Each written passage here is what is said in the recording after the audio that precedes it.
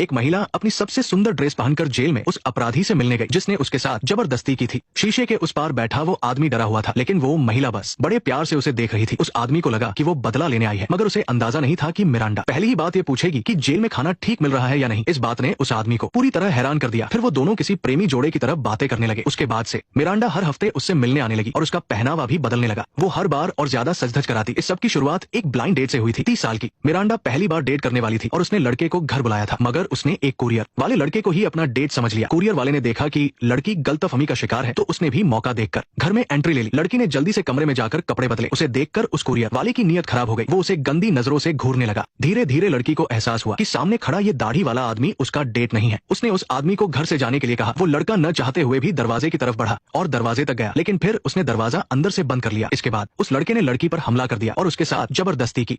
थोड़ी देर बाद वो घबराकर वहां से भाग गया। उसी वक्त असली डेट वाला लड़का लड़की के घर पहुंचा। भागते समय अपराधी ने दरवाजा खुला छोड़ दिया था। वो आदमी अंदर गया तो उसने वहां का खौफनाक मंजर देखा। उसने फौरन पुलिस को फोन लगाया और सब कुछ बताया। मिरांडा को जांच के लिए अस्पताल ले जाया गया। उसका चेहरा पीला पड़ गया था। वो चुपचाप पुलिस को अपनी चोटों की तस्वीरें लेने दे रही थी। उसके चेहरे पर चोट के गहरे निशान थे और सूजन आ गई थी, लेकिन शरीर के दर्द से ज्यादा उसे मन का दर्द सता रहा था, क्योंकि मिरांडा को सफाई बहुत पसंद थी। मिरांडा ने पुलिस को अपराधी का हुलिया बताया और पुलिस ने जल्दी ही विलियम नाम के उस अपराधी को पकड़कर जेल में डाल दिया। अस्पताल से निकलने के बाद मिरांडा अपने घर नहीं जा पाई और अपने पिता के घर रहने लगी। वो बहुत उदास और बेचैन रहने लगी। हादसे से पहले उसका घर बिकने ही वाला था, लेकिन अब एजेंट ने बताया कि खरीदार ने सौदा रद्द कर दिया है। इस बात से मिरांडा बहुत परेशान हो गई, लेकिन उसे सबसे ज्यादा तकलीफ इस बात की थी कि शरीर और दिमाग पर लगे सदमे की वजह से उसका सीधा हाथ कांपने लगा था। इससे उसके काम पर असर पड़ रहा था। पहले उसे लगा कि ये बस थकान है, तो अगले दिन उसने केक बनाने की कोशिश की, लेकिन उसका हाथ लगातार कांप रहा था। वो इस वजह से डॉक्टर बनने का मौका भी गवा बैठी। ये उसका बरसों पुराना सपना था जो उस आदमी की वजह से टूट गया। वो बहुत चिड़चिड़ी हो गई थी और बिना बात के लोगों पर गुस्सा करती। एक रात वो अपने हाथ को स्थिर करने की कोशिश कर रही थी, लेकिन